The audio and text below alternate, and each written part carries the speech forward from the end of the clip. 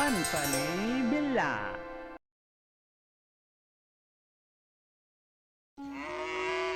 ये कहानी एक बूढ़ी भैंस की है जिसका नाम कल्लो था। कल्लो एक छोटी सी गांव में रहती थी जहां वह कई सालों तक एक परिवार के साथ रही। ये कहानी उसकी सेवा, त्याग और जीवन के अंत में उसके साथ हुए व्यवहार को दर्शाती है। बेटा गोलू, पूरा दिन तू मस्ती करता रहता है। चल अब भैंस के ऊपर से उतर जा, और स्कूल का समय हो चुका है। तो स्कूल नहीं जाना क्या तुझको? चल उतर अभी के अभी।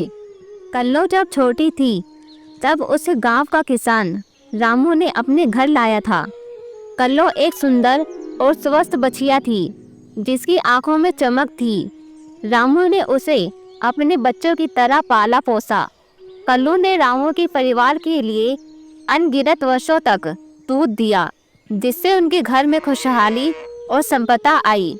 उसके दूध से रामू की पत्नी घी, मक्खन और दही बनाती थी, जिन्हें बेचकर परिवार का गुजारा होता था।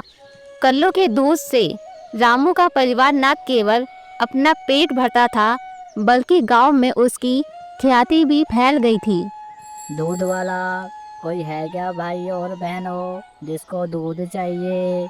दूध वाला आपके गली मोहल्ले में आया, दूध वाला। कल्लो ने अपने जीवन के अधिकांश वर्ष परिवार की सेवा में बिता दिए। वह सुबह जल्दी उठकर खेतों में जाने के लिए तैयार रहती थी। रामू उसे बहुत प्यार करता था और उसके लिए विशेष घास और चारा लाता था। वह हर दिन कल्लो को स्नान कराता और उसके थनों से दूध निकालता। कल्लो ने अपने जीवन में कभी शिकायत नहीं की। उसने सर्दी, गर्मी, बरसात, हर मौसम का सामना किया, लेकिन वह हमेशा रामू के परिवार के प्रति वफादार रही।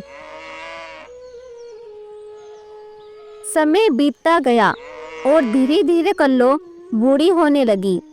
उसकी आंखों की चमक फीकी पड़ने लगी और उसका दूध भी कम हो गया। जहां पहले वह हर दिन बाल्टी भरकर दूध देती थी, अब मुश्किल से एक आधा लोटा दूध निकल पाता। उसके शरीर में अब पहले जैसी ताकत नहीं रही और वह कमजोर हो गई। रामू का परिवार, जो पहले कल्लो को परिवार का हिस्सा मानता था, अब उसके प्रति उदासीन हो गया। कल्लो ने महसूस किया कि अब वह पहले जैसी उपयोगी नहीं रही। उसकी हालत देखकर रामू भी परेशान रहने लगा, क्योंकि अब वह उसे पहले की तरह खिलाने पिलाने में रुचि नहीं दिखा पाता था। एक दिन रामू ने गांव के अनेक किसानों के साथ बातचीत की और उन्हें अपनी समस्या बताई। गांव के लोगों ने रामू को सलाह दी कि वह कल्लो को किसी पशु मेले में बेच दे, ताकि उसे किसी और काम के लिए उपयोग किया जा सके। लेकिन रामू का दिल ये निर्णय नहीं लेने के तैयार था क्योंकि कल्लो ने इसकी इतनी सेवा की थी। गांव वाले के समझाने के बाद कुछ दिनों बाद रामू ने मजबूर होकर कल्लो को बेचने का निर्णय लिया।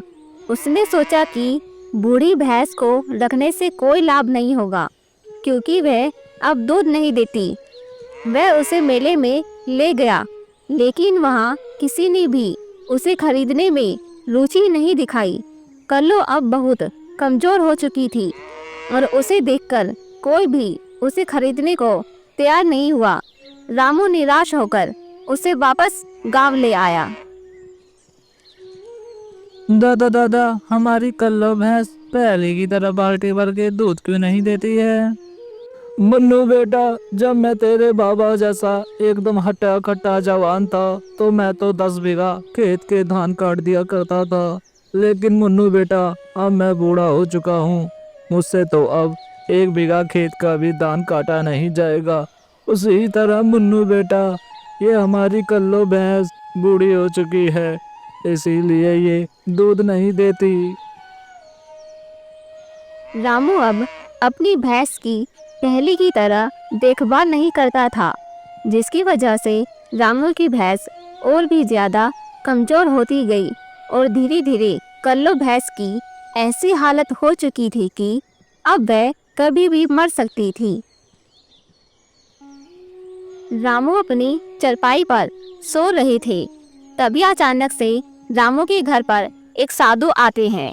साधु देखते हैं कि रामू अभी अपनी चरपाई पर सो रहा है, इसलिए साधु रामू को नींद से नहीं उठाते। तभी साधु वापस पलट कर जाने ही वाले थे कि तभी साधु की नज़र भैंस पर पड़ जाती है। साधु भैंस की ऐसी हालत को देखकर साधु को बहुत ही दुख होता है। तभी साधु पलट कर रामू को नींद से जगाते हैं। हलक रे अंजन, उठो बेटा, उठो बेटा, उठो बेटा, तुम्हारे द्वार पर साधु आया है। हलक रे अंजन। साधु की आवाज़ सुनकर रामू की नींद टूट जाती है। तभी रामू साधु से बोलता है, माफ करिएगा साधु जी, मैं बहुत गहरी नींद में सो रहा था। मुझको नहीं पता चला कि आप कब आए। अभी मैं घर के अंदर जाता हूँ साधु जी, और आटा लेकर आता हूँ। आप मेरा यहीं पर इंतजार करना। हलक रे अंजन, रुको बेटा, पहले मुझको ये बताओ, ये भैंस किसकी है? साधु के इतना बोलते ही तभी रामू शर्माते हुए बोलता है, वो बात ऐसी है ना साधु जी, ये मेरी ही भैंस है, लेकिन अब ये भैंस बूढ़ी हो चुकी है और मेरे किसी काम की नहीं है। रामू की बात सुनते ही साधु ने गंभीरता से रामू की ओर देखा और कहा, बेटा, ये भैंस तुम्हारे किसी काम की नहीं रही, लेकिन बेटा ये तुम्हारे जीवन का आधार रही है। इस भैंस ने तुम्हें और तुम्हारे परिवार को वर्षों तक पोषित किया है। इस भैंस ने अपना दूध पिलाकर तुम्हें और तुम्हारे परिवार को एकदम स्वस्थ रखा। ये भैंस अब बहुत बूढ़ी हो चुकी है बेटा, इस भैंस की हालत बहुत खराब है। बेटा, क्या ये तुम्हारी जिम्मेदारी नहीं बनती कि इसके अंतिम दिनों में तुम इस भैंस का ख्याल रखो? रामू ने साधु की बात सुनी और उसे गहरी शर्मिंदगी महसूस हुई। उसने महसूस किया कि उसने अपनी भैंस के प्रति अपनी जिम्मेदारी निभाने में कमी कर दी है। रामू ने तुरंत कल्लो के पास जाकर उसे प्यार से सहलाया और अपनी गलतियों पर पछतावा हुआ। रामू ने साधु को आटा देकर और धन्यवाद कहकर साधु को अलविदा कर दिया और रामू का परिवार भी अब कल्लो की देखभाल में जुट गया। उन्होंने उसे उसके अंतिम दिनों में भरपूर प्यार और देखभाल दी। रामू को अब ये एहसास हो चुका था कि कल्लो ने अपने जीवन में उनके लिए क्या क्या किया था। उसने अपने किए पर पछतावा किया और वादा किया कि अब वह कल्लो को पूरी देखभाल करेंगे, फिर चाहे भैंस दूध दे या नहीं, वह फिर भी उसका ख्याल रखेंगे। बाबा, हम अपनी कल्लो भैंस का बहुत ख्याल रखेंगे, फिर चाहे वो दूध दे या ना दे, हम फिर भी ख्याल रखेंगे अपनी भैंस का। इस कहानी से ये सीख मिलती है कि हर जीवन प्राणी की सेवा और देखभाल हमारी जिम्मेदारी है, चाहे वे हमारे लिए कितना भी उपयोगी हो या ना हो। बूढ़ी भैंस ने रामू के परिवार को जीवन भर दिया और उसके अंतिम दिनों में उसकी देखभाल ना करना एक बड़ी भूल थी। ये कहानी हमें ये सिखाती है कि कृतज्ञता और प्रेम ही सच्ची मानवता है और हमें अपने जीवन में उन सभी का सम्मान करना चाहिए जिन्होंने हमें कुछ दिया है।